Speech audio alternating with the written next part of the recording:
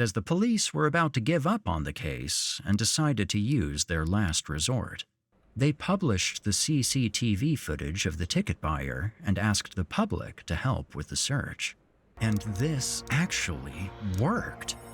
Iowa Division of Criminal Investigations. How can I help you? Hi, I'm calling because of the lottery video you guys released. I know who it is. The person who called the police was a man named Jason Marr, and to the surprise of everyone, he worked at the Iowa Lottery. Marr would go on to identify the mysterious ticket buyer as his colleague, Eddie Tipton, an information security director who, surprise, surprise, also worked for the Iowa Lottery. Everything seemed to point at Eddie Tipton, and since it's illegal for lottery employees to participate in the lottery, he had been caught red-handed. But identifying Tipton only raised more questions. Just how did Eddie Tipton get his hands on the $16.5 million lottery ticket from his own company? And is he connected to Philip Johnston? Everything just got a lot weirder, and allegations of Tipton manipulating the lottery's number generator quickly came up. However, tampering with the lottery's random number generator was pretty much impossible.